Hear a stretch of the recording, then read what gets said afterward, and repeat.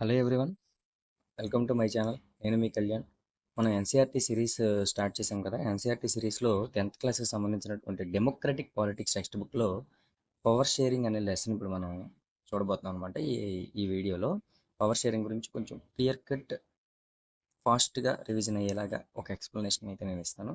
ఇది మనకి UPSC, APPSC సంబంధించిన వేరియస్ కాంపిటేటివ్ ఎగ్జామ్స్కి, అలాగే 10th క్లాస్ వాళ్ళకి, అటు సిబిఎస్ఈ కానీ ఇటు ఏపీలో ఎస్సీఆర్టీకి సంబంధించిన 10th క్లాస్కి కానీ బాగా యూజ్ అవుతుంది. కాబట్టి ఒకసారి వీడియో కొంచెం లాస్ట్ వరకు చూడండి. ఫస్ట్ మనం లెసన్లోకి వెళ్ళిపోతే పవర్ షేరింగ్ అసలు ఏంటి? పవర్ షేరింగ్ మనం ఈ డెమోక్రసీకి సంబంధించినటువంటి జర్నీలో ఉన్నాం అనమాట. అంటే మన టెక్స్ట్ బుక్ నేమ్ ఏంటి? Democratic politics. ఈ డెమోక్రసీకి సంబంధించినటువంటి జర్నీ ఇది. ఈ డెమోక్రసీకి సంబంధించిన జర్నీలో మనం పవర్స్ గురించి చూస్తే, ఇక్కడ పవర్ అంటే ఒక కంట్రీకి లేకపోతే ఒక గవర్నమెంట్‌కి పవర్స్ ఉంటాయి. ఆ పవర్స్ అనేవి షేరింగ్ చేయడం ఇంపార్టెంటా? కాదా? షేరింగ్ చేయాలా? లేకపోతే ఒక్క దగ్గరే ఉండాలా? ఈ షేర్ చేయడం యొక్క నీడ్ ఏంటి? లేకపోతే షేర్ చేయడంలో కరెక్ట్ మెథడ్ ఏంటి? ఏ మెథడ్ కరెక్ట్‌గా ఫాలో అవ్వాలి? ఇవన్నీ మనం కొంచెం క్లియర్‌గా చూడాల్సిన అవసరం అయితే ఉంటుంది. అయితే దీని కాన్సెప్ట్ గురించి మనం ఇక్కడ అర్థం చేసుకునే దానికి మనకి 2 స్టోరీస్ అయితే ఇచ్చారు ఇక్కడ. ఒకటి బెల్జియం, ఇంకొకటి శ్రీలంక. ఈ బెల్జియం, శ్రీలంక స్టోరీస్ మనం చూస్తూ, ఆ స్టోరీస్‌లో పవర్ షేరింగ్ జరిగిందా? జరిగితే అది ఎలా జరిగింది? అది జరిగిన విధానాన్ని బట్టి ఏది కరెక్ట్ మెథడో మనం దాన్ని బట్టి అర్థం చేసుకోవడం కోసం ఇస్తారు. అంటే మనం ఎన్‌సీఈఆర్‌టీస్ గురించి సంబంధించి ఎప్పుడు చూసినా కూడా ఇక్కడ ఎగ్జాంపుల్స్‌తోనే మనకి ఎక్స్‌ప్లెయిన్ చేస్తాం అనేది ఉంటది ఇక్కడ. అయితే ఇక్కడ చూడండి క్లియర్‌గా బెల్జియం, శ్రీలంక గురించి చూద్దాం. అసలు లెసన్‌లోకి వెళ్ళిపోదాం మనం పవర్ షేరింగ్ అనే లెసన్‌లోకి.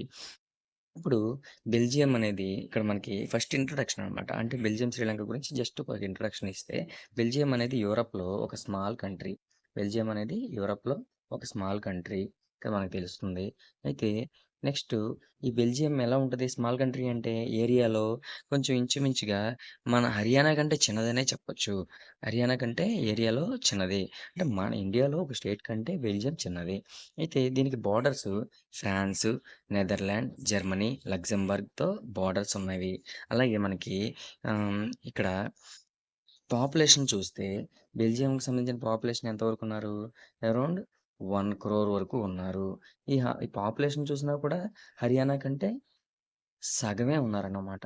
సరే మరి ఎథ్నిక్ కాంపోజిషన్ ఆఫ్ బెల్జియం చూద్దాం. అసలు ఇక్కడ మనకి ఎథ్నిక్ కాంపోజిషన్ ఆఫ్ బెల్జియం అనేటి అని అడగొచ్చనమాట. అంటే what is the ethnic composition of Belgium అని అడగొచ్చు. ఇక్కడ కొంచెం డీటెయిల్‌గా కొంచెం జాగ్రత్తగా వినండి. ఇక్కడ చూడండి ఈ చిన్న కంట్రీలో ఎథ్నిక్ కాంపోజిషన్ ఎలా ఉందనేది చూస్తే మనకి బెల్జియంలో మనకి 2 రీజియన్స్ అనేవి ఉంటాయన్నమాట. ఇక్కడ మీకు క్లియర్‌గా కనిపిస్తుంది. ఇది బెల్జియం కంట్రీ. బెల్జియం కంట్రీలో 2 రీజియన్స్ ఉంటాయి. ఇక్కడ మనకి రెడ్ కలర్‌లో ఉన్న రీజియన్‌ని వలోనియా రీజియన్ అని అంటాం. ఈ యెల్లో కలర్‌లో ఉన్న రీజియన్‌ని ఫ్లేమిష్ రీజియన్ అని అంటాం. ఇక్కడ మీరు క్లియర్‌గా అబ్జర్వ్ చేస్తే ఇక్కడ మనకి ఆ పాపులేషన్ డివిజన్ అనేది ఇచ్చారన్నమాట. ఇక్కడ 59% మొత్తం టోటల్ పాపులేషన్‌లో 59% పాపులేషను ఇక్కడ బెల్జియం ఫ్లేమిష్ రీజియన్‌లో 59% పీపుల్ ఉంటున్నారు. వాళ్ళందరూ కూడా డచ్ లాంగ్వేజ్ మాట్లాడుతున్నారు. అంటే ఫ్లెమిష్ రీజియన్‌లో ఉన్న పాపులేషన్ 59% డచ్ లాంగ్వేజ్ మాట్లాడుతున్నారు.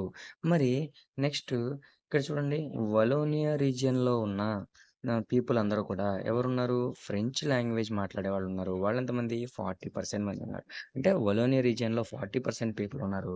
వాళ్ళు ఫ్రెంచ్ మాట్లాడుతున్నారు. ఫ్లేమిష్ రీజియన్‌లో 59% ఉన్నారు. వాళ్ళు డచ్ మాట్లాడతారనమాట. అంటే డచ్ స్పీకింగ్ పీపుల్ ఉన్నారు. ఇక్కడ ఫ్రెంచ్ స్పీకింగ్ పీపుల్ ఉన్నారు. అయితే మరి 1% మిస్ అయింది కదా 100లో. వాళ్ళెవరనంటే రిమైనింగ్ 1% జర్మన్ మాట్లాడేవాళ్ళున్నారు. జర్మన్ స్పీకింగ్ పీపుల్ అనేవాళ్ళు ఈ బెల్జియంలో ఉన్నారనమాట. ఇలా ఉంది అక్కడ బెల్జియంకి సంబంధించిన ఎథ్నిక్ కాంపోజిషన్. ఇది ఓవరాల్‌గా బెల్జియం కంట్రీలో సంబంధించిన ఎథ్నిక్ పాపులేషన్. కానీ ఇక్కడ మీరు క్లియర్‌గా చూడండి ఇంకా ఇక్కడ ఇచ్చాడు.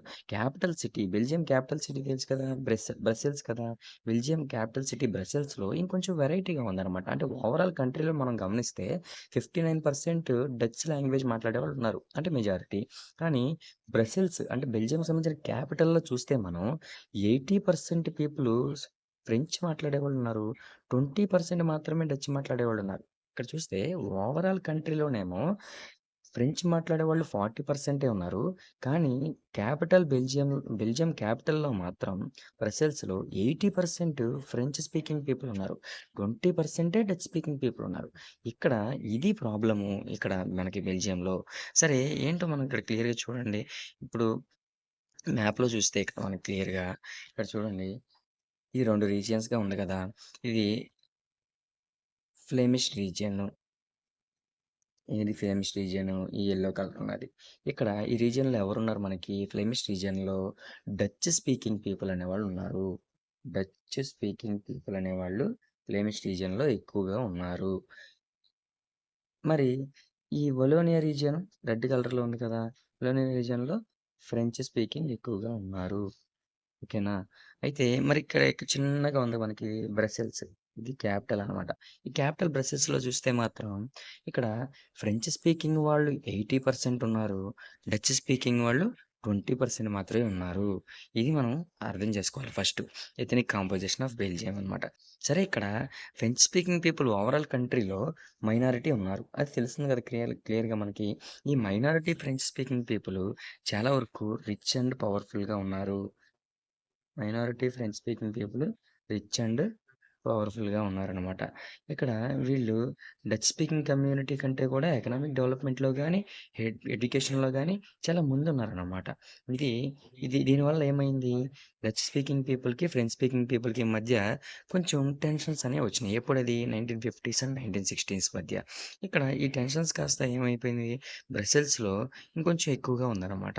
అయితే బ్రసెల్స్‌లో ఇంకొంచెం స్పెషల్ ప్రాబ్లమ్ ఏంటనంటే డచ్ స్పీకింగ్ పీపుల్ ఏమో మెజారిటీ ఉన్నారు కదా! మరి మైనారిటీ ఎవరున్నారు? ఇక్కడ మైనారిటీ ఫ్రెంచ్ ఉన్నారు కదా! సారీ, డచ్ స్పీకింగ్ పీపుల్ బ్రసెల్స్‌లో తక్కువగా ఉన్నారు కదా! అంటే అక్కడ బ్రసెల్స్‌లో ఫ్రెంచ్ స్పీకింగ్ పీపుల్ ఎక్కువగా ఉన్నారు.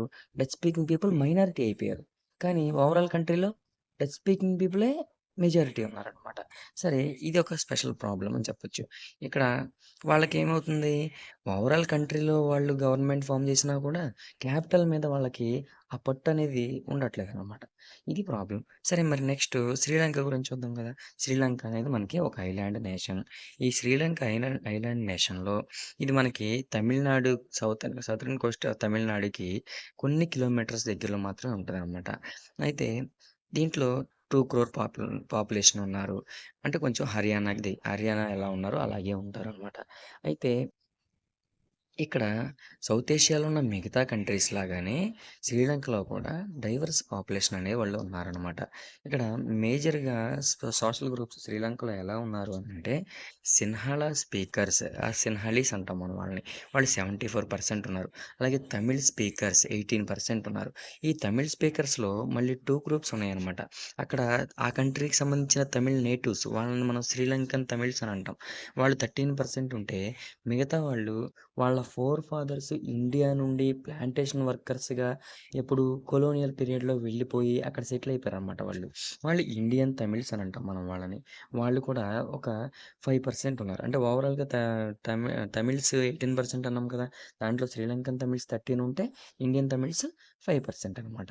అయితే మనం శ్రీలంకకి సంబంధించిన మ్యాప్ కూడా మనం చూస్తే క్లియర్‌గా వీళ్ళు శ్రీలంకన్ తమిళ్స్ నార్త్, ఈస్ట్ ఆ ఏరియాలో ఉంటారనమాట. ఇక్కడ చూడండి మనకు క్లియర్‌గా ఈ ఈ కలర్ ఏదైతే ఉందో ఇక్కడ ఈ కలర్ మొత్తం గూడా అనమాట. ఆహ్, మనకి ఈ కలర్ మొత్తం శ్రీలంకన్ తమిళ్స్ ఉన్నారు. అలాగే ఇక్కడ బ్రౌన్ కలర్ ఉంది కదా! ఇండియన్ తమిళ్స్ ఉన్నారు. మధ్యలో ఉన్న ఈ యెల్లో కలర్‌లో సిన్హలీస్ ఉన్నారనమాట. అలాగే అక్కడక్కడ ముస్లిమ్స్ కూడా ఉన్నారు. ఆ ముస్లిమ్స్‌కి సంబంధించి మనకిక్కడ ఈ డాట్స్ ఉన్నాయి కదా! శ్రీలంక మ్యాప్‌లో మధ్యలో ఆ డాట్స్‌లో రిప్రజెంటేషన్ చేశారనమాట. అయితే ఇక్కడ మరి శ్రీలంకకి సంబంధించినటువంటి మనం ఆహ్, ఈ ఎథ్నిక్ కాంపోజిషన్ సంబంధించి ఆల్రెడీ చూసాం. ఏంటి సిన్హలీస్ 74%, తమిళ్స్ 18%. దానిలో కూడా 2 గ్రూప్స్ తమిళ్స్‌లో. శ్రీలంకన్ తమిళ్స్, ఇండియన్ తమిళ్స్. అయితే నెక్స్ట్ ఈ ము చాలామంది సిన్హాలా స్పీకింగ్ పీపుల్ ఎవరైతే ఉన్నారో, వాళ్ళు ఏ రిలిజియన్ ఫాలో అవుతున్నారు? బుద్ధిజం ఫాలో అవుతున్నారనమాట. సిన్హాలా స్పీకర్స్ అందరూ కూడా చాలామంది బుద్ధిజం ఫాలో అవుతున్నారు. మరి మిగతా వాళ్ళు ఎవరైతే తమిళ్స్ ఉన్నారో, వాళ్ళు హిందూసు, ముస్లిమ్స్ గాను ఉన్నారు. సరే, వీటి రెండిట్లో కూడా అంటే తమిళ్స్‌లోను, సిన్హాలీస్‌లోను కలిపి ఒక 7% క్రిస్టియన్స్ కూడా ఉన్నారనమాట. అలాగే వీళ్ళు తమిళ్, సిన్హాలా కలిసున్నారు. సరే, ఇక్కడ ఒక ఇమాజినేషన్ చేసుకోండి అని అంటున్నారు మనల్ని. సిట్యుయేషన్స్. ఇప్పుడు ఒక బెల్జియంలో డచ్ కమ్యూనిటీ గనక అడ్వాంటేజ్ తీసుకుంటే మెజారిటీ ఉన్నారు అని, ఫ్రెంచ్ కమ్యూనిటీ మీద జర్మన్ స్పీకింగ్ పీపుల్ మీద వీళ్ళ విల్స్‌ని ఫోర్స్ చేసే అవకాశం ఉంటుంది కదా! అవునా కాదా? ఎందుకంటే డచ్ కమ్యూనిటీ మెజారిటీ ఉన్నారు కాబట్టి, వాళ్ళకి సంబంధించిన గవర్నమెంటే ఎప్పుడూ ఫార్మ్ అయ్యే ఛాన్స్ ఉంటది కాబట్టి, వాళ్ళకి సంబంధించిన విల్స్ ఏవైతే ఉన్నాయో, వీళ్ళు మిగతా వాళ్ళ మీద ఫోర్స్ చేసే అవకాశం ఉంటది కదా! అంటే రుద్దడం అని అంటారు కదా! అలా ఉంటది కదా! అలా జరిగితే ఏమవుద్ది? అప్పుడు ఆ కమ్యూనిటీస్‌కి మధ్య కాన్‌ఫ్లిక్ట్ అనేది వస్తదనమాట. దానివల్ల ఏమైపోద్ది? కంట్రీ అనేది పార్టిషన్ జరిగిపోయే పరిస్థితుల వరకు వచ్చేస్తది. అంటే కంట్రీ విడిపోవాల్సిన పరిస్థితులొచ్చేస్తాయి. సరే మరి శ్రీలంకలో కూడా చూడండి సిన్హళ కమ్యూనిటీ అనేది చాలా బిగ్గర్ మెజారిటీ అని చెప్పొచ్చు. ఎందుకంటే 74% ఉన్నారు. వీళ్ళు మొత్తం కంట్రీ మీద వాళ్ళకి సంబంధించినటువంటి విల్స్‌ని ఇంపోజ్ చేస్తే అక్కడ కూడా ఏం జరుగుతుంది? ఏం జరుగుద్దో ఇప్పుడు ఈ 2 కంట్రీస్‌లో ఏం జరిగిందో మనం ఒక లుక్ చేద్దాం అనమాట. మొత్తం చూద్దాం. అసలు ఇప్పుడు ఫస్ట్ మనకి మెజారిటేరియనిజం శ్రీలంకకి సంబంధించిన మెజారిటేరియనిజం ఇచ్చాడు. ఇప్పుడు చూడండి శ్రీలంక ఎప్పుడు ఇండిపెండెంట్ కంట్రీ అయింది అనంటే 1948లో శ్రీలంక ఇండిపెండెంట్ కంట్రీ అయింది. ఇప్పుడు ఈ శ్రీలంకకి సంబంధించిన లీడర్స్ ఎవరైతే సిన్హళ కమ్యూనిటీకి సంబంధించిన లీడర్స్ వాళ్ళు ఎక్కువ ఆల్రెడీ మెజారిటీ ఉన్నారు కదా! వాళ్ళే గవర్నమెంట్ అనేది ఫార్మ్ చేసే అవకాశం అయితే వచ్చింది. అయితే ఇప్పుడు ఈ డెమోక్రటికల్‌గా ఎలక్ట్ అయిన గవర్నమెంట్ ఏదైతే ఉందో వీళ్ళేం చేశారు మెజారిటేరియన్ మెజర్స్ అనేవి తీసుకున్నారిక్కడ. సిన్హళ సుప్రిమసీ ఎస్టాబ్లిష్ చేయడం కోసం. అంటే సిన్హళ స్పీకర్స్ మెజారిటీ ఉన్నాం కాబట్టి, వాళ్ళకి నచ్చిందే చేయాలన్న ఉద్దేశంతో మెజారిటేరియన్ అనే ప్రిన్సిపల్సే తీసుకున్నారు వీళ్ళు. వీళ్ళు 1956లో దానికి తగ్గట్టుగా ఏం యాక్ట్ చేశారనుకుంటున్నారు? 1956లో వీళ్ళు ఒక యాక్ట్ పాస్ చేశారు. ఏంటది? సిన్హళని అఫీషియల్ లాంగ్వేజ్‌గా రికగ్నైజ్ చేశారు. ఓన్లీ అఫీషియల్ లాంగ్వేజ్ అది మీరు క్లియర్‌గా గుర్తుపెట్టుకోవాలి. సిన్హళని ఓన్లీ అఫీషియల్ లాంగ్వేజ్‌గా వీళ్ళు రికగ్నైజ్ చేశారు. అంటే తమిళ్‌ని పూర్తిగా వీళ్ళు పక్కన పెట్టేశారనమాట. దీనివల్ల ఏమైపోయింది? గవర్నమెంటు ఒక ప్రిఫరెన్షియల్ పాలిసీస్ అనేవి ఫ్రేమ్ చేస్తూ ఉంది. అది ఎవరికి ఫేవర్‌గా ఉంది? సిన్హాల అప్లికెంట్స్‌కి మాత్రమే ఫేవరబుల్‌గా ఉంది. ఏ విషయాల్లో? యూనివర్సిటీ పొజిషన్స్ గానీ, గవర్నమెంట్ జాబ్స్ గానీ, ఇవన్నిటికి కూడా సిన్హాల అప్లికెంట్స్‌కే బెనిఫిట్ అవుతుంది తప్ప, తమిళ్ వాళ్ళకి ఎటువంటి బెనిఫిట్ అవ్వలేని పరిస్థితి ఉందనమాట. ఈ కొత్తగా వచ్చిన కాన్స్టిట్యూషన్ ఏదైతే ఉందో, అదేం చెప్పింది? మళ్ళీ బుద్ధిజం రిలీజియన్‌ని ప్రొటెక్ట్ చేయాలి అని చెప్పింది. బుద్ధిజం రిలీజియన్ ప్రొటెక్ట్ చేయడం అంటే ఆళ్ళ అఫీషియల్ రిలీజియన్ బుద్ధిజం అని చెప్పినట్టే. అంటే మిగతా రిలీజియన్స్‌ని కూడా వీళ్ళు పట్టించుకోవట్లేదు. ఈ మెజర్స్ ఏవైతే గవర్నమెంట్ తీసుకుందో ఇవన్నీ ఒకదాని తర్వాత వస్తూ ఉన్నాయి. ఇది వస్తూ వస్తూ గ్రాడ్యుయల్‌గా ఏమైంది? ఇది ఒక రకమైన ఎలైనేషన్ ఫీలింగ్ అనేది శ్రీలంకన్ తమిళ్స్‌లో తీసుకొచ్చింది. అంటే మేము పరాయి వాళ్ళమా? మాకీ కంట్రీతో సంబంధం లేదా? మమ్మల్ని ఎందుకు పట్టించుకోరు? మమ్మల్ని ఎందుకు అఫీషియల్‌గా గుర్తించరు? అని చెప్పేసి వాళ్ళు మేము వేరే వాళ్ళం అన్న ఫీలింగ్ వాళ్ళలో కలిగించిందనమాట. ఇది ఏమైపోయింది? చాలా వరకు బుద్ధిస్ట్‌కి పొలిటికల్ పార్టీస్ ఏవైతే బుద్ధిస్ట్ సిన్హాల లీడర్స్ ఆహ్, ఆహ్, ఉన్నారో లీడింగ్ చేస్తున్నారో అవన్నీ వాళ్ళనే పట్టించుకుంటున్నారు తప్ప, వీళ్ళకి సంబంధించి ఎవరిని పట్టించుకునే పరిస్థితి లేదు. అయితే వీళ్ళేమైంది, ఇప్పుడు ఈ కాన్స్టిట్యూషను, గవర్నమెంటు పాలిసీస్ కూడా వీళ్ళని ఈక్వల్ పొలిటికల్ రైట్సు వాళ్ళకి ఆహ్, జాబ్స్ రావడంలోనూ, ఆపర్చునిటీస్ ఇవ్వడంలోనూ వీళ్ళని ఇగ్నోర్ చేస్తుందని చెప్పేసి వీళ్ళకి ఆ ఫీలింగ్ అయితే క్లియర్‌గా వచ్చేసిందనమాట. ఇక్కడ మనం ఇంకా దీనివల్ల ఏమైపోయిందంటే క్లియర్‌గా చూస్తే ఇప్పుడు అంతే అంతే కదా! ఇప్పుడు 2 కమ్యూనిటీస్ అక్కడ ఉన్నప్పుడు వాళ్ళలో ఒకళ్ళేమో మెజారిటీగా వాళ్ళకి సంబంధించిన వాళ్ళనే పట్టించుకుంటున్నప్పుడు మిగతా వాళ్ళు అక్కడ అప్సెట్ అవుతారు కదా! దానివల్ల ఏమవుద్ది కాన్‌ఫ్లిక్ట్ అనేది అరైజ్ అవుద్ది. ఇప్పుడు సిన్హళ తమిళ్ కమ్యూనిటీస్‌కి మధ్య గ్యాప్ అనేది బాగా పెరిగిపోయిందనమాట. ఇప్పుడు ఈ శ్రీలంకన్ తమిళ్స్ ఏం చేశారు కొన్ని పొలిటికల్ పార్టీస్ అనేది లాంచ్ చేశారు. పొలిటికల్ పార్టీస్ లాంచ్ చేసి స్ట్రగుల్స్ చేయడం మొదలుపెట్టారు. ఎందుకు? వాళ్ళని కూడా అఫీషియల్ లాంగ్వేజ్‌గా వాళ్ళ లాంగ్వేజ్‌ని రికగ్నిషన్ చేయమని, అలాగే వాళ్ళ రీజనల్ అటానమీ వాళ్ళకివ్వమని, ఈక్వాలిటీ ఆఫ్ ఆపర్చునిటీ అనేది ఇవ్వమని, ఎడ్యుకేషన్‌లోనూ, జాబ్స్‌లోనూ వాళ్ళకి అవకాశాలివ్వమని, వాళ్ళు స్ట్రగుల్స్ అనేవి చేయడం మొదలుపెట్టారు. కానీ వాళ్ళ డిమాండ్స్ ఎప్పటికప్పుడు ఈ తమిళ్స్ యొక్క డిమాండ్స్‌ని ఎప్పటికప్పుడు డినై చేస్తూనే వచ్చారు. రిపీటెడ్‌లీ డినైడ్ అని ఇచ్చారక్కడ మనకి. డినై చేస్తూ వచ్చారు. 1980స్ వచ్చేటప్పటికి ఏమైపోయిందనంటే, ఈ పొలిటికల్ ఆర్గనైజేషన్స్ అన్నీ ఇండిపెండెంట్‌గా మాకొక తమిళ్ ఈలం అనే ఒక స్టేట్ ఇవ్వండి అని చెప్పి అంటే చూసారా పార్టిషన్ వైపుగా వెళ్ళిపోతుంది. ఇండిపెండెంట్‌గా మాకు తమిళ్ ఈలం అనే స్టేట్ ఇవ్వండి అని చెప్పేసి వీళ్ళు డిమాండ్ చేయడం మొదలుపెట్టారు. ఈ శ్రీలంకకు సంబంధించిన ఈస్టర్న్ పార్ట్స్ ఏదైతే ఉన్నాయో ఎవరు అక్కడ ఉంటారని చెప్పి మనం అనుకున్నాం కదా! ఆల్రెడీ తమిళ్స్ ఉన్నారని చెప్పేసి అనుకున్నాం కదా! వాళ్ళ కోసం ఇండిపెండెంట్ తమిళ్ ఈలం స్టేట్ ఇమ్మని అడిగారనమాట వాళ్ళు. కానీ వీళ్ళిస్తారా? ఇవ్వరు కదా! ఇది ఏదైతే ఉందో, ఈ డిస్ట్రస్ట్ ఏదైతే ఉందో కమ్యూనిటీస్‌కి మధ్య, ఇది ఒక కాన్ఫ్లిక్ట్‌కి దారితీసింది. విపరీతమైన కాన్ఫ్లిక్ట్.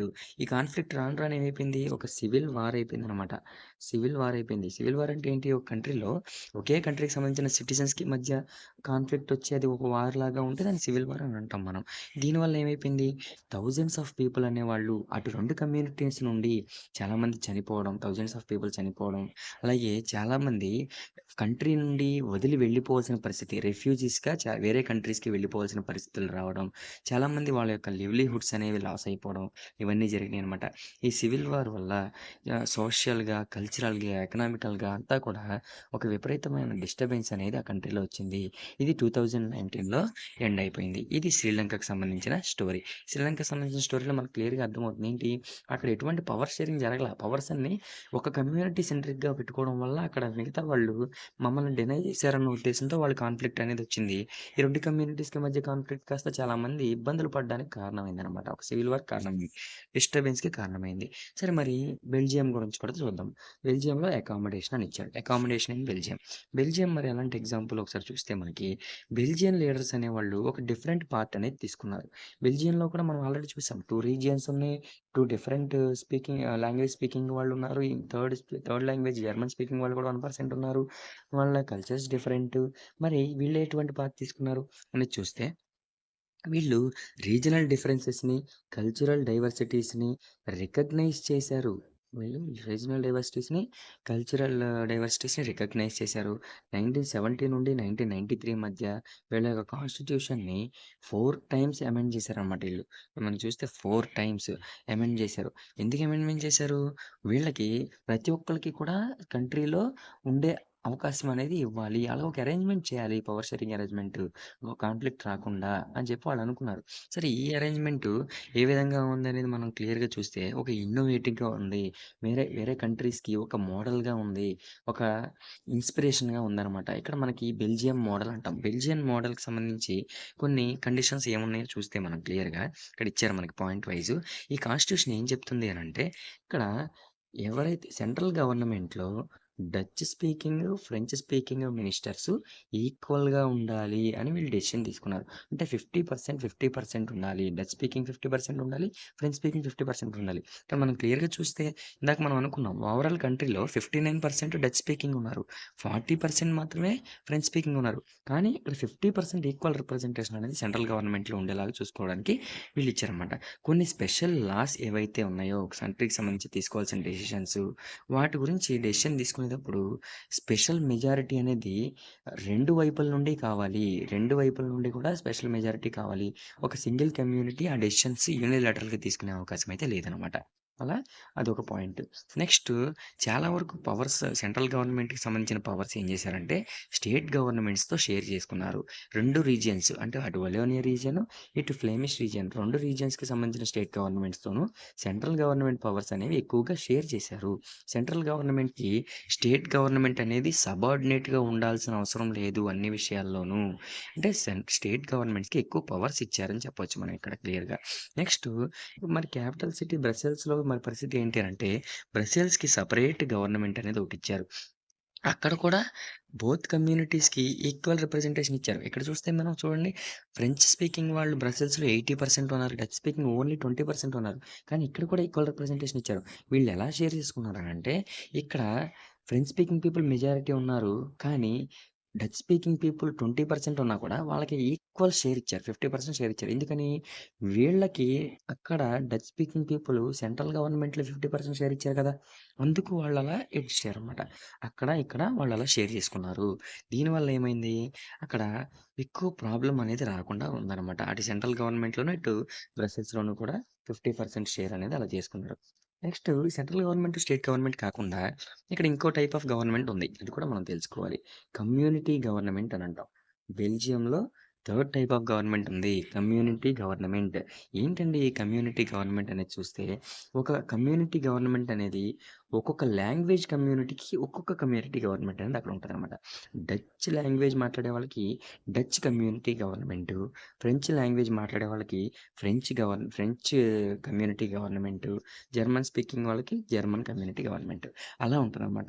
వాళ్ళు ఎక్కడైనా ఉండనివ్వండి రీజియన్స్‌లో. కానీ వాళ్ళందరూ కూడా డచ్ స్పీకింగ్ పీపుల్ ఎక్కడున్నా గానీ వాళ్ళందరూ కమ్యూనిటీ గవర్నమెంట్ డచ్ కమ్యూనిటీ గవర్నమెంట్‌లో మెంబర్స్‌గా ఉంటారు. ఫ్రెంచ్ స్పీకింగ్ పీపుల్ ఎక్కడున్నా గానీ ఫ్రెంచ్ కమ్యూనిటీ గవర్నమెంట్‌లో మెంబర్స్‌గా ఉంటారు. ఇలా మరి ఈ గవర్నమెంట్ ఏం చేస్తది? దీనికి సంబంధించి పవర్స్ ఏంటి అనంటే cultural, educational, language related issues వీటిని ఈ కమ్యూనిటీ గవర్నమెంట్ డీల్ చేస్తదనమాట. సెంట్రల్ గవర్నమెంట్ గానీ, స్టేట్ గవర్నమెంట్ గానీ ఇంటర్ఫియర్ అవ్వదు వీటిల్లో. కమ్యూనిటీ గవర్నమెంట్ డీల్ చేస్తది. అప్పుడు ఒకళ్ళ కమ్యూనిటీకి సంబంధించి ఒక కమ్యూనిటీకి ప్రాబ్లమ్ లేకుండా ఉంటదనమాట. సరే ఈ బెల్జియన్ మోడల్ అనేది చాలా కాంప్లికేటెడ్‌గా ఉందని మనకు అర్థమవుతుంది. కానీ ఇది ఎంత కాంప్లికేటెడ్ అయినా కూడా ఇక్కడ పీపుల్ చాలా హ్యాపీగానే ఉన్నారని చెప్పొచ్చు. ఈ అరేంజ్‌మెంట్స్ బాగా పనిచేసాయి. ఇక్కడ మనకి సివిక్ స్ట్రైఫ్ అంటే సివిల్ వార్ రాకుండా ఇవి 2 మేజర్ కమ్యూనిటీస్‌కి మధ్య ఎటువంటి వార్ రాకుండా, కంట్రీ డివిజన్ అవ్వకుండా, డివిజన్ కావాలి అనే ఒక ఆహ్, ప్రొటెస్ట్‌లు, స్ట్రగుల్స్ ఇలాంటివేం జరగకుండా వీళ్ళు అలా మేనేజ్ చేసుకున్నారు. వీళ్ళు అకామిడేట్ చేసుకున్నారు. అందుకే దీన్ని మనం బెల్జియం అకామిడేషన్ అని అంటాం. ఇక్కడ చాలా కంట్రీస్ యూరప్‌లోను చాలా కంట్రీస్ యూరోపియన్ యూనియన్ అనేది ఫార్మ్ చేద్దాం అనుకున్నప్పుడు వాళ్ళు బ్రసెల్స్‌ని హెడ్ క్వార్టర్స్‌గా చేసుకున్నారు. ఎందుకని? బ్రసెల్స్ పీస్‌ఫుల్‌గా ఉంటది. అంటే ఒక మోడల్ అనమాట. ఇక్కడ డైవర్సిటీ ఉన్నా కూడా ఈక్వల్ రిప్రజెంటేషన్ ఇచ్చి, వాళ్ళు అది అందరికి ఇన్స్‌పిరేషన్‌గా ఉన్నారు కాబట్టి, యూరోపియన్ యూనియన్ వాళ్ళకి అన్ని కంట్రీస్‌కి కూడా వీళ్ళని బ్రసెల్స్‌ని హెడ్ క్వార్టర్స్‌గా తీసుకున్నారనమాట. సరే ఈ 2 కంట్రీస్ గురించి మనం తెలుసుకున్నాం. What do we learn from these 2 stories of Belgium and Sri Lanka? ఈ 2 కంట్రీస్ గురించి మనం ఏం తెలుసుకున్నాం? ఇక్కడ చూస్తే మనం క్లియర్‌గా ఈ 2 కూడా డెమోక్రసీస్ అనమాట. అంటే బెల్జియము, శ్రీలంక కూడా డెమోక్రటిక్ కంట్రీసే. కానీ వీళ్ళు పవర్ షేరింగ్ డిఫరెంట్‌గా డీల్ చేశారు. అంటే పవర్ షేరింగ్ అనే పాయింట్ మీద వీళ్ళు డిఫరెంట్‌గా డీల్ చేశారు. బెల్జియంలో చూస్తే మనం లీడర్స్ అనేవాళ్ళు రియలైజ్ అయ్యారు. ఏమని? ఎప్పుడు యూనిటీ ఉంటుంది కంట్రీలో, ఎప్పుడైతే ఒకళ్ళ ఫీలింగ్స్‌ని ఇంకొక కమ్యూనిటీ రెస్పెక్ట్ ఇస్తుందో, ఒకళ్ళ ఇంట్రెస్ట్‌ని ఇంకొక కమ్యూనిటీ రెస్పెక్ట్ ఇస్తుందో, అప్పుడు ఆ యూనిటీ అనేది ఉంటుంది అని చెప్పేసి వాళ్ళు అనుకున్నారనమాట. కానీ ఇప్పుడు ఈ రియలైజేషన్ వల్ల ఏమైంది? అక్కడ వాళ్ళు పవర్ షేరింగ్ అరేంజ్‌మెంట్స్‌లో మ్యూచువల్‌గా యాక్సెప్ట్ చేసుకున్నారు. అటు క్యాపిటల్‌లో గాని, ఇటు ఓవరాల్ కంట్రీలో గాని. మరి శ్రీలంక ఏమైంది? శ్రీలంక కొంచెం కాంట్రాస్టింగ్‌గా ఉందనమాట. వీళ్ళేం చేశారు? మెజారిటీ కమ్యూనిటీ వాళ్ళకి నచ్చిందే మిగతా వాళ్ళ మీద ఇంపోజ్ చేయాలని చూసారు. దీనివల్ల ఏమైంది? యూనిటీ అనేది డ్యామేజ్ అయిపోయింది. ఈ కంట్రీలో యూనిటీ అనేది డ్యామేజ్ అయింది. ఇక్కడ why power sharing is desirable దాని గురించి చూసే ముందు ఇక్కడ మనకు పిక్చర్ ఇచ్చాడు చూడండి. ఒక వెహికల్‌కి 2 స్టీరింగ్స్ ఉన్నాయి. German government. అంటే ఆ వెహికల్ ఏం రిప్రజెంట్ చేస్తుంది? German government. సరే ఈ జర్మన్ గవర్నమెంట్‌లో ఒక వెహికల్‌కి 2 స్టీరింగ్స్ ఉంటే ప్రాబ్లమ్ ఏంటి చూడండి. ఇప్పుడు ఇద్దరు డ్రైవర్స్ కూర్చున్నారనుకోండి. ఒకళ్ళు లెఫ్ట్ సైడ్, ఒకళ్ళు రైట్ సైడ్ టర్నింగ్ తిప్పితే పరిస్థితి ఏంటి? వెళ్తదా ఆ వెహికల్? వెళ్ళదు గదా! అంటే అది ఎందుకు ఇలా ఇచ్చారు అనంటే, ఈ కార్టూన్ మనకేం చెప్తుంది? ఇక్కడ మనకు క్లియర్‌గా ఇచ్చారు చూడండి. ఇక్కడ జర్మనీలో ఒక గ్రాండ్ కోయలిషన్ గవర్నమెంట్ అనేది ఒకటొచ్చింది. ఇక్కడ 2 మేజర్ పార్టీస్ ఏవైతే ఆ కంట్రీలో ఉన్నాయో Christian democratic union, social democratic party. ఈ 2 పార్టీస్ అసలు హిస్టారికల్‌గా శత్రువులనమాట. అంటే ఒకటి దానికి ఒకటి అపోజిషన్. కానీ ఈ పార్టీస్ 2 కలిసి కోయలిషన్ గవర్నమెంట్ ఫార్మ్ చేయాల్సొచ్చింది. ఎందుకంటే ఎవరికీ క్లియర్ మెజారిటీ రాకపోవడం వల్ల. అయితే ఈ 2005 ఎలక్షన్స్‌లో జరిగింది. అయితే దీనివల్ల ఏమైపోయింది? చాలా పాలిసీ మ్యాటర్స్‌లో వీళ్ళు ఒకళ్ళకొకళ్ళకి చాలా ఇబ్బందులున్నప్పటికీ కూడా జ గవర్నమెంట్‌ని జాయింట్‌గా రన్ చేస్తున్నారు. దీన్ని మనకి సెటైరికల్‌గా ఈ కార్టూన్‌లో రిప్రజెంట్ చేశారనమాట. సరే మనకిక్కడ పవర్ షేరింగ్ అనేది ఎందుకు ఇంపార్టెంట్? అసలెందుకు అవసరం పవర్ షేరింగ్ అనేది చూస్తే, ఇక్కడ మనకి 2 డిఫరెంట్ రీజన్స్ అనేవి ఇచ్చారనమాట. ఇక్కడ మనం ఈ రీజన్స్ గురించి కొంచెం క్లియర్‌గా చూసేటప్పటికి ఇక్కడ ఫస్ట్‌గా మనం చూస్తే, ఫస్ట్ రీజన్ ఏంటి మనకి క్లియర్‌గా చూస్తే పవర్ షేరింగ్ అనేది గుడ్. అంటే power sharing is good because it helps to reduce the possibility of conflicts between social groups. Power sharing అనేది ఎందుకు మంచిది అని చెప్తున్నాడు? ఇది ఎలా హెల్ప్ చేస్తదంట? సోషల్ గ్రూప్స్‌కి మధ్య కాన్‌ఫ్లిక్ట్స్ రాకుండా, గొడవలు రాకుండా హెల్ప్ చేస్తుంది. ఈ కాన్‌ఫ్లిక్ట్స్ అనేవి వయలెన్స్‌కి లీడ్ చేయొచ్చు. పొలిటికల్ ఇన్‌స్టెబిలిటీకి కారణమవ్వచ్చు. ఈ పవర్ షేరింగ్ అనేది ఆ స్టెబిలిటీ ఉండడానికి, పొలిటికల్ ఆర్డర్‌గా స్టెబిలిటీ ఉండడానికి, వయలెన్స్ జరగకుండా ఉండడానికి, కాన్‌ఫ్లిక్ట్స్ రాకుండా ఉండడానికి ఈ పవర్ షేరింగ్ అనేది గుడ్. పవర్ షేరింగ్ జరిగితే మంచిది అని చెప్తున్నాడు. సరే దానివల్ల ఏమవుతుంది? నేషన్ కూడా యూనిటీగా ఉంటుంది. మనం ఆల్రెడీ చూసాం కదా! మంచిగా పవర్ షేరింగ్ జరగడం వల్ల ఎలాంటి ఇంపాక్ట్స్ ఉంటాయో అదనమాట. సరే మరి సెకండ్ రీజన్ ఏంటి? మనం సెకండ్ రీజన్‌కి చూస్తే మనకి డీపర్ రీజన్ అని చెప్తున్నాడు. ఈ సెకండ్ రీజన్ చూడండి, పవర్ షేరింగ్ అనేది spirit of democracy. Very spirit of democracy. డెమోక్రసీలో అసలు పవర్స్ అనేవి ఎలా వస్తున్నాయి? ఎవరి దగ్గర నుండి వస్తున్నాయి మనకి? ఈ పవర్స్ అనేవి పీపుల్ దగ్గర నుండే వస్తున్నాయి. పీపుల్‌కే ఆ రైట్ అనేది ఉంది. ఎవరికి చేతిలో పవర్స్ ఇవ్వాలి? ఎవరి చేత మనం గవర్న్ చేయబడాలి అని రైట్స్ ఉన్నాయి. సరే మరి అలాంటి రైట్స్ పీపుల్‌కున్నప్పుడు ఈ లెజిటిమేట్ గవర్నమెంట్‌లో సిటిజన్స్ కూడా వాళ్ళు పార్టిసిపేషన్ చేయాలి కదా! డైరెక్ట్‌గా గాని, ఇండైరెక్ట్‌గా గాని పార్టిసిపేషన్ చేసి డెసిషన్ మేకింగ్ వాళ్ళకి ఎవరికైనా నచ్చనప్పుడు దాన్ని క్వెషన్ చేయడం, మీడియా సెంట్రిక్‌గా క్వెషన్ చేయడం. అది క్వెషన్ చేసిన తర్వాత దాన్ని గవర్నమెంట్ మార్చుకోనే అవకాశం గవర్నమెంట్‌కి ఉంటదనమాట. అలా ఉండడానికి ఈ సెకండ్ రీజన్ అని చెప్పారు. ఈ ఫస్ట్ రీజన్‌నేమో మనం ప్రుడెన్షియల్ రీజన్ అని అంటాము. సెకండ్ రీజన్‌ని మోరల్ రీజన్ అని అంటాం. అది అన్నమాట. ఇది ఆహ్, Prudential reason, moral reason of power sharing అని చెప్పేసి మనకి డిస్క్రైబ్ చేయమని అడిగితే ఇవి చెప్పాల్సి ఉంటదనమాట. ఈ రీజన్స్. సరే మనకి వీటికి ఎగ్జాంపుల్స్ కూడా చెప్పొచ్చు. ప్రుడెన్షియల్ రీజన్‌కి సోషల్ గ్రూప్స్ మధ్య అన్నారు కదా! ఇక్కడ చూడండి పవర్ షేరింగ్ మరి సోషల్ గ్రూప్స్ మధ్య ఎలా జరుగుద్ది? మనకి SC, ST reservations SC, ST reservations, minorities reservations అవి ఇస్తాం కదా! వాటి ద్వారా ఏమవుతుంది? ఆ సోషల్ గ్రూప్స్ వాళ్ళని మమ్మల్ని వేరు చేశారన్న ఫీలింగ్ లేకుండా వాళ్ళకి కూడా రిజర్వేషన్స్ ఇవ్వడం ద్వారా వాళ్ళకి కూడా పొలిటికల్ పార్టిసిపేషన్ అనేది ఇస్తున్నాము పవర్స్‌లో. అలాగే మరి మోరల్ రీజన్‌లో మరి ఎగ్జాంపుల్ ఏం చెప్పొచ్చు? సిటిజన్స్ మనకి ఏదైనా గవర్నమెంట్ ఒక పాలిసీ డెసిషన్ తీసుకున్నప్పుడు దాన్ని మాకు నచ్చలేదని క్వెషన్ చేసే అవకాశం అయితే ఉంటుంది కదా! దాన్ని మీడియా సెంట్రిక్‌గా ఎవరన్నా అది దాని గురించి చెప్పడం దాని యొక్క ఫ్లాస్ అలాంటివి చెప్పడానికి అవకాశం ఉంటది కదా!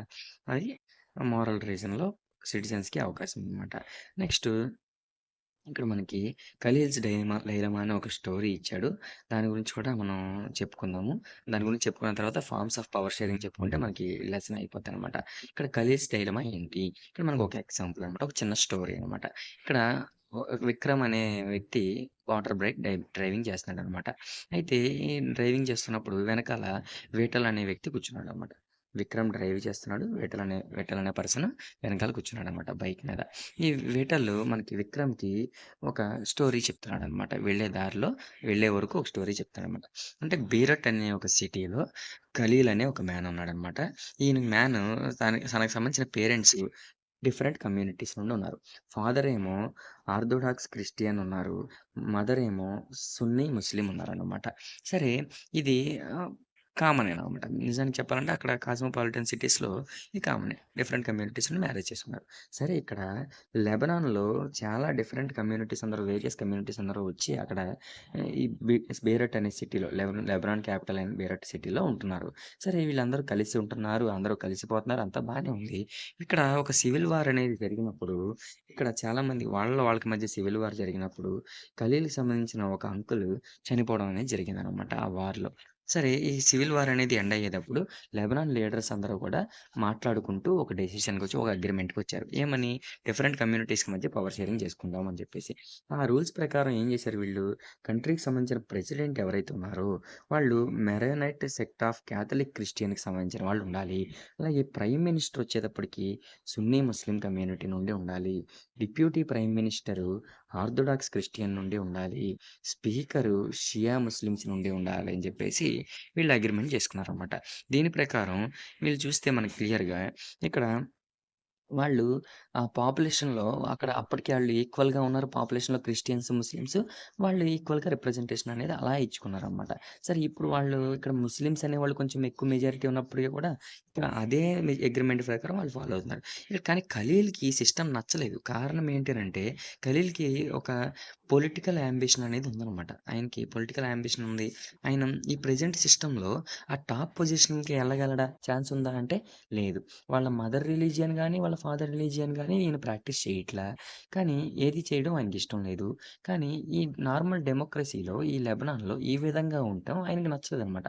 ఆయన ఏమనుకుంటున్నాడు, ఒక ఎలక్షన్ పెట్టండి. ఎలా పెట్టొచ్చు దీనికంటే బదులు just hold an election. Allow everyone to contest and whoever wins maximum votes becomes the president. No matter which community he comes from. ఈయన ప్రెసిడెంట్ అవ్వాలని ఉన్నప్పుడు ఈయన ప్రొఫెస్ చేసి ఏదైతే రిలీజియన్ ఉంటుందో దానికి ప్రెసిడెంట్ ఛాన్స్ లేనప్పుడు మరి ఎలా అవ్వగలుగుతాడు? లేదు కదా! ఈయన అందుకే ఏమంటున్నాడు, ఒక ఎలక్షన్ పెట్టండి. ఏ కమ్యూనిటీ నుండైనా కంటెస్ట్ చేయొచ్చు. ఎవరైనా ఎక్కువ ఓట్స్ వచ్చిన వాళ్ళు ప్రెసిడెంట్ అవ్వచ్చు అని చేస్తే బెటర్ కదా అని ఈయన అనుకుంటున్నాడు. సరే ఈయన అలా ఉండి ఇది ఇలా జరగట్లా. చాలా వరకు మోడర్న్ డెమోక్రసీస్‌లో అలా జరుగుతూ ఉంటదనమాట. సరే ఈ వేటలో ఏమంటాడంటే విక్రమ్‌తో, నువ్వు గనక నీకు గనక ఆ పవర్స్ ఉంటే మళ్ళీ కాన్స్టిట్యూషన్‌ని అదే రూల్స్‌ని సెట్ చేసే పవర్స్ ఉంటే నువ్వెలా సెట్ చేస్తావు? అని చెప్పేసి అడుగుతాడు. మీరు కూడా ఒకసారి ఆలోచించండి. Next forms of power sharing. ఇక్కడ ఫార్మ్స్ ఆఫ్ పవర్ షేరింగ్ విషయానికొస్తే ఇక్కడ లాస్ట్ టాపిక్ అని చెప్పొచ్చు. చాలా ఇంపార్టెంట్ 10థ్ క్లాస్ వాళ్ళకైతే ఒక క్వెషన్ కూడా ఉందనమాట దీంట్లో మనకి. Explain different forms of power sharing అని చెప్పేసి. ఇక్కడ చూడండి ఫార్మ్స్ ఆఫ్ పవర్ షేరింగ్ మనం చూసేటప్పుడు అసలు ఇక్కడ పవర్ షేరింగ్ అనే ఐడియా ఏదైతే ఉందో ఇక్కడ ఒక ఆహ్, పవర్ షేరింగ్ అనే ఐడియా మనకి ఇక్కడ చూడండి ఫార్మ్స్ ఆఫ్ పవర్ షేరింగ్‌లో అసలు పవర్ షేరింగ్ అనే ఐడియా అనేది మనకి ఎలా ఉంటది? అన్‌డివైడెడ్ పొలిటికల్ పవర్ అనే నోషన్స్ ఏవైతే ఉన్నాయో దానికి అపోజిషన్ ఉంటది. ఇప్పుడు చూడండి చాలా లాంగ్ టైమ్ వరకు కూడా చాలామంది ఎలా బిలీవ్ చేసేవాళ్ళంటే పవర్స్ అనేది వన్ పర్సన్ చేతిలో ఉండాలి అన్నట్టుగా చేశారన్నమాట. లేదా గ్రూప్ ఆఫ్ పర్సన్స్ ఒకే ప్లేస్‌లో అంటే అదేంటి యూనిటరీ గవర్నమెంట్ అనే చెప్పొచ్చు. ఒకే ప్లేస్‌లో కొంతమంది వ్యక్తుల చేతిలోనే పవర్స్ ఉండటం యూనిటరీ గవర్నమెంట్ అనే కదా అలా చెప్పొచ్చు మనం. అయితే ఈ పవర్స్ అనేవి ఇక్కడ మనకి తర్వాత ఏమైంది? పవర్స్ అనేవి షేర్ చేయాలి. ఒకే చోట కాదు. వేరే చోటకి కూడా పవర్స్ అనేవి డిస్ట్రిబ్యూట్ చేయాలి అని చెప్పేసి అని అనుకున్నామంట. ఫెడరల్ గవర్నమెంట్స్‌లో చేస్తారు అలాగా. ఇప్పుడు డెమోక్రసీలో పీపుల్ అనేవాళ్ళు వాళ్ళని వాళ్ళు రూల్ చేసుకోవడం కోసం ఒక గవర్నమెంట్‌ని వాళ్ళు చూజ్ చేసుకుంటారు. ఈ గవర్నమెంట్ అనేది మంచిగా ఉండాల్సిన అవసరం ఉంది. ఎలా ఒక మంచి గవర్నమెంట్‌లో ఏ విధంగా ఉండాలి? డైవర్స్ గ్రూప్స్‌కి మధ్య సొసైటీలో పవర్స్ అనేవి షేర్ చేస్తూ ఉండాలి. ఒకళ్ళనొకళ్ళు రెస్పెక్ట్ చేసుకునే అవకాశం ఉండాలి. అదనమాట. సరే. ఇప్పుడు మనం చూస్తే, ఇప్పుడు మోడర్న్ డెమోక్రసీస్‌లో ఇక్కడ చూడండి in modern democracies power sharing arrangements can take many forms. ఇప్పుడు మోడర్న్ డెమోక్రసీస్‌లో పవర్ షేరింగ్ అనేది రకరకాలుగా ఉంటదనమాట. ఎన్ని రకాలుగా ఉంటదో మనం చూద్దాం అసలు క్లియర్‌గా. ఇక్కడ ఫస్ట్ పాయింట్ మనం చూస్తే powers is shared among different organs of government. ఇక్కడ ఆర్గన్స్ ఆఫ్ గవర్నమెంట్ అనంటే ఇక్కడ చూడండి మనకిక్కడ. దీన్ని మనం హారిజాంటల్ డిస్ట్రిబ్యూషన్ ఆఫ్ పవర్ అంటాం. ఇది హారిజాంటల్ లైన్ కదా! గవర్నమెంట్‌కి ఆర్గాన్స్ ఉంటాయి. ఇప్పుడు గవర్నమెంట్‌కి ఆర్గాన్స్ అంటే గవర్నమెంట్ ఆర్గాన్స్ అంటే ఇప్పుడు మనం బాడీ పార్ట్స్ ఎలాగో గవర్నమెంట్ కూడా కొన్ని పార్ట్స్ ఉన్నాయి. మనం ఆల్రెడీ ప్రీవియస్ క్లాస్‌లో మీరు తెలుసుకొని ఉంటారు. ఇప్పుడు లెజిస్లేచర్, ఎగ్జిక్యూటివ్, జ్యుడిషియరీ ఏవైతే ఉన్నాయో వీటిని ఆర్గాన్స్ ఆఫ్ గవర్నమెంట్ అని అంటాం మనం. ఈ పవర్ అనేది ఈ ఆర్గాన్స్‌కి మధ్య షేర్ అవ్వడం ఏదైతే ఉందో దీన్ని horizontal distribution of power sharing అని అంటాం. హారిజాంటల్ డిస్ట్రిబ్యూషన్ ఆఫ్ పవర్ అని అంటాం. ఎందుకంటే ఒకే లెవెల్‌లో ఒకే లెవెల్‌లో ఉన్న వేరియస్ ఆర్గాన్స్‌కి మధ్య పవర్స్ అనేవి షేర్ అవుతున్నాయి. లెజిస్లేచర్‌కి, ఎగ్జిక్యూటివ్‌కి, జ్యుడిషియరీకి డిఫరెంట్ టైప్స్ ఆఫ్ పవర్స్ ఉంటాయి. ఇక్కడ మనం చూస్తే క్లియర్‌గా అది ఎలా సార్ అనంటే మీరు ఇక్కడ చూడండి ఎలా అంటే ఒకే లెవెల్‌లో ఉంటాయి. ఈ ఆర్గాన్స్ 3 కూడా. ఇప్పుడు పార్లమెంటు, లెజిస్లేచర్, ఎగ్జిక్యూటివ్ అంటే executive body council of ministers, prime minister వీళ్ళందరూ కూడా సెంట్రల్ లెవెల్‌లో. అలాగే supreme court highest judicial body. ఇలా ఒకే లెవెల్‌లో ఉన్న జ్యుడిషియరీ, ఎగ్జిక్యూటివ్, లెజిస్లేచరు వీళ్ళకి ఈ సెపరేషన్ ఆఫ్ పవర్స్ అనేది ఏ విధంగా ఉందనంటే ఒకదాన్ని ఇంకొకటి చెక్ చేస్తూ ఉంటదనమాట. Each organ checks the others. ఏ విధంగా చెక్ చేస్తది? ఇక్కడ మీరు చూస్తే ఆహ్, మనం ఇక్కడ చూద్దాం డెమోక్రసీ గురించి మీరు లాస్ట్ ఇయర్ కూడా చదివారు. మినిస్టర్స్ అనేవాళ్ళు government officials ministers, government officials powers అనేవి ఎక్సర్సైజ్ చేస్తారు. అంటే వీళ్ళు ఇంప్లిమెంటేషన్ చేస్తారు. ఎగ్జిక్యూటివ్ బాడీ అని అంటాం మనం. వీళ్ళు ఎక్కడ నుండి ఉంటారు? ఎవరికి రెస్పాన్సిబుల్‌గా ఉంటారు వీళ్ళు? పార్లమెంట్‌కి రెస్పాన్సిబుల్‌గా ఉంటారు. పార్లమెంట్‌కి, స్టేట్ అసెంబ్లీస్‌కి రెస్పాన్సిబుల్‌గా ఉంటారు. అంటే స్టేట్ మినిస్టర్స్ అయితే స్టేట్ అసెంబ్లీస్‌కి, సెంట్రల్ మినిస్టర్స్ అయితే పార్లమెంట్‌కి రెస్పాన్సిబుల్‌గా ఉంటారు. అంటే వీళ్ళు అక్కడ సమాధానం చెప్పాల్సి ఉంటుంది. ఎందుకని? వీళ్ళు రెస్పాన్సిబుల్‌గా ఉంటున్నారు కాబట్టి. అంటే ఇక్కడ వాళ్ళ మీద పవర్స్ లెజిస్లేచర్‌కి ఉన్నట్టే కదా! ఎగ్జిక్యూటివ్ మీద లెజిస్లేచర్‌కి పవర్స్ ఉన్నాయి. అదే విధంగా జడ్జెస్‌ని ఎగ్జిక్యూటివ్ అపాయింట్ చేస్తుంది.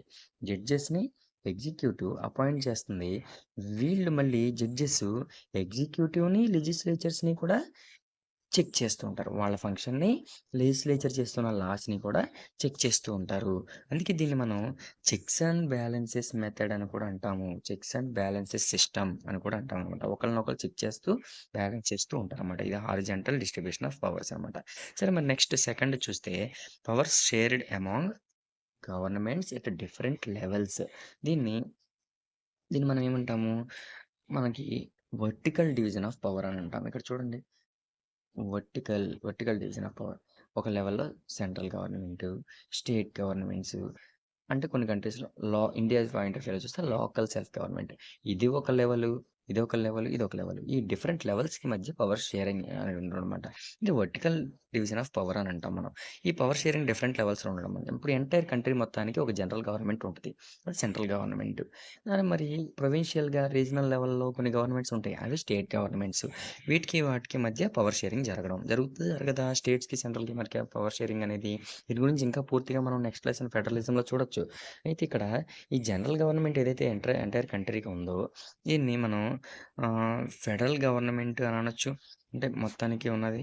నెక్స్ట్ ఇండియాలో మనం central government are union government అని పిలుస్తాం దాన్ని. ప్రొవిన్షియల్, రీజనల్ లెవెల్‌లో ఉన్న గవర్నమెంట్స్ మనం ఇండియాలో ఏమని పిలుస్తాము? స్టేట్ గవర్నమెంట్స్ అని పిలుస్తాము. స్టేట్ గవర్నమెంట్స్ అని పిలుస్తాం. అయితే ఈ సిస్టమ్ అనేది ఎక్కువ కంట్రీస్‌లో ఫాలో అవ్వట్ల. కానీ చాలా కంట్రీస్‌లో ప్రొవిన్షియల్, స్టేట్ గవర్నమెంట్స్ ఏదో ఒకటి ఉన్నాయన్నమాట.